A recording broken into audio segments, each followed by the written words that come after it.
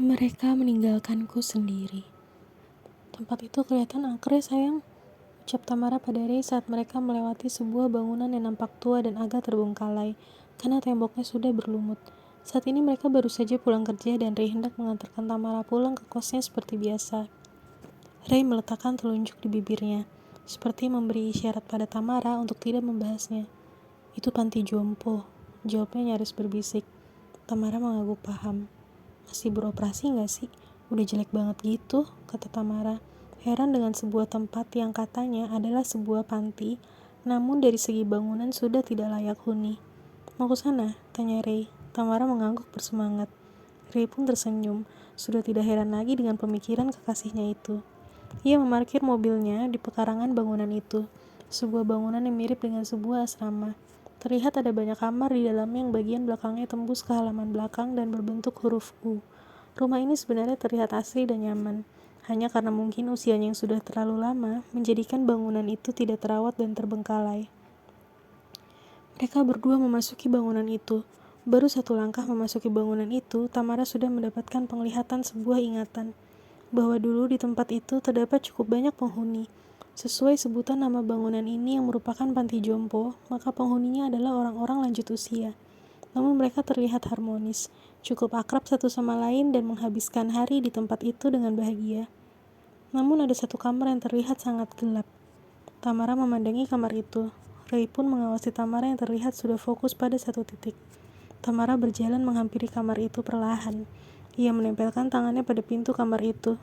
Ia melihat dalam pikirannya seorang kakek tua yang menangis sesenggukan di dalam sambil memeluk bantal tidurnya. Tamara mengetuk pintu kamar itu.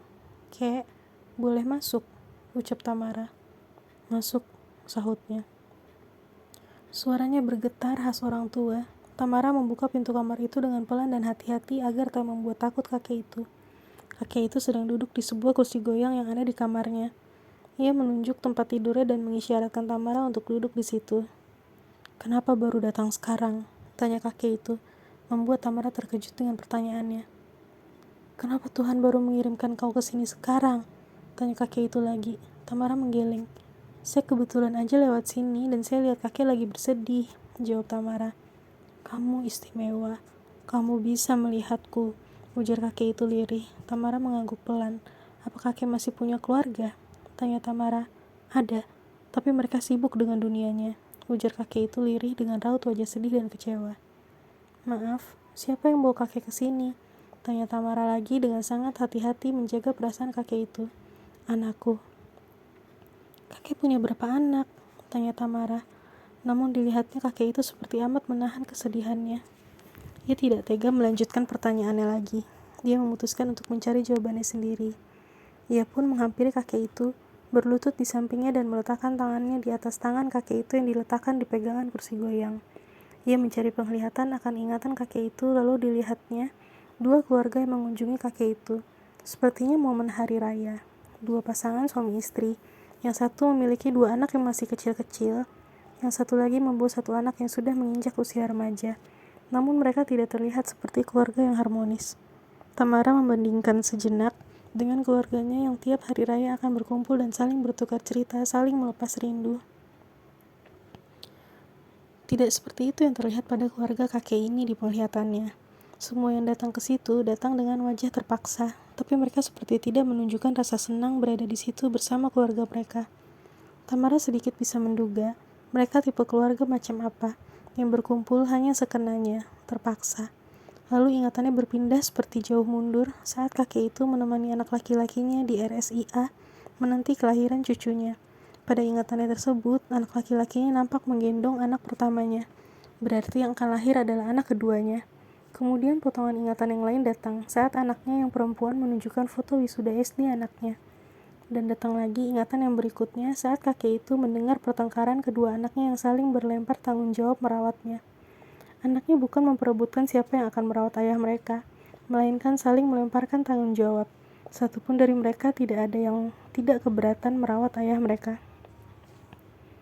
Lalu ingatan berpindah lagi, menunjukkan saat anak laki-lakinya mengantarkan ia ke panti ini, dan Tamara bisa melihat anak laki-laki itu menerima telepon dari saudara perempuannya yang marah-marah di telepon.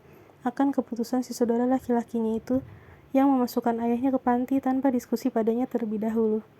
Tidak, bukan marah karena sedih ayahnya akan menghabiskan masa tua di sebuah panti jompo. Namun, si anak perempuan ini malah ribut mempersoalkan biaya hidup di panti, yang mana ia tidak mau turut membantu. Ia melepaskan tanggung jawab seluruhnya pada si saudara laki-laki itu. Begitu kejamnya pada orang tuanya sendiri, entah apa yang ada di pikiran anak perempuan kakek itu sampai sebegitu teganya. Dan penglihatan ingatan itu berpindah lagi pada kehidupan kakek itu di panti ini, di mana saat teman-temannya berkumpul bersama di siang hari, mereka berkebun dan sibuk menanam tanaman hias di panti itu. Yang wanita membuat kerajinan tangan. Kemudian di malam hari biasanya mereka menghabiskan waktu dengan menonton televisi bersama. Persis seperti Tamara di kosnya, pikir Tamara sambil tersenyum sendiri. Mereka bisa menikmati waktunya di sini karena masih ada keluarga yang mengunjungi mereka secara rutin. Apalagi di hari raya, banyak mereka yang didatangi keluarganya dan merayakannya di sini. Dan aku selalu sendiri. Aku sendiri di sini, ujar kakek itu tiba-tiba dengan lirih, membuat Tamara terlepas dari penglihatan ingatan kakek itu. Tamara mengusap tangan kakek itu. Maaf, Kek, apa mereka adalah anak kandung kakek? Tanya Tamara diikuti anggukan kepala kakek itu. Tapi mengapa mereka setega itu meninggalkan kakek di sini dan tak pernah berkunjung setelahnya? Tanya Tamara lirih. Kakek itu nampak kaget karena baru sadar bahwa Tamara bisa melihat ingatannya.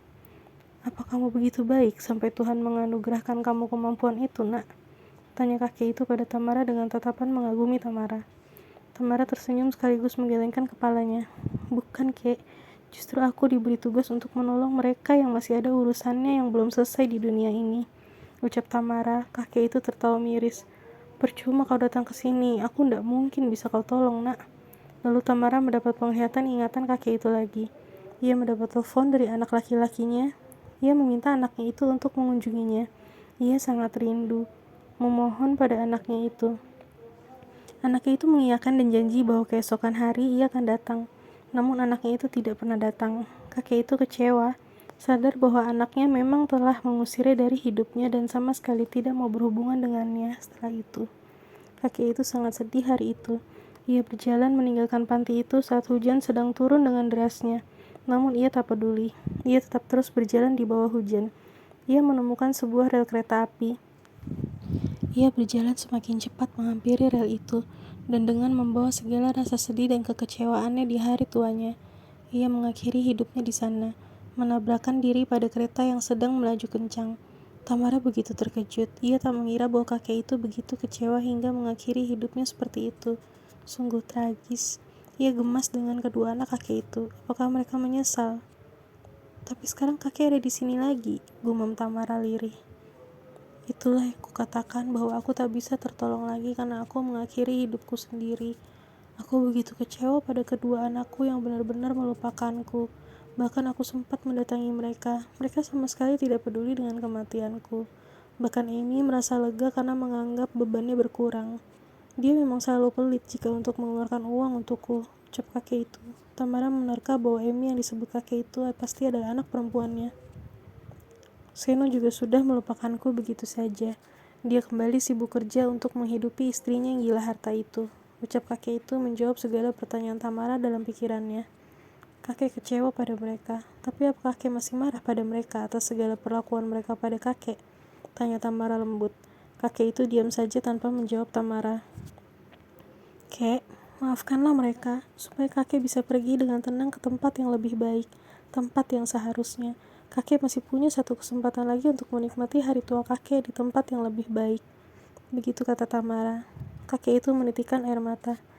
Mereka meninggalkanku sendiri. Aku begitu sakit hati. Kakek, maafkan saja mereka ya, bujuk Tamara dengan lembut.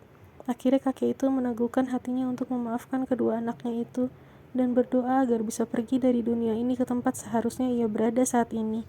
Seperti yang dikatakan gadis cantik yang bisa melihatnya ini. Ia bahkan belum menanyakan namanya. Siapa namamu, gadis baik? Tanya kakek itu disambut dengan senyum lembut Tamara. Tamara, jawab Tamara kemudian. Terima kasih Tamara, ucapnya yang kini sudah diselimuti cahaya yang begitu menyilaukan. Kemudian kakek itu menghilang. Syukurlah lagi-lagi Tamara berhasil menolong.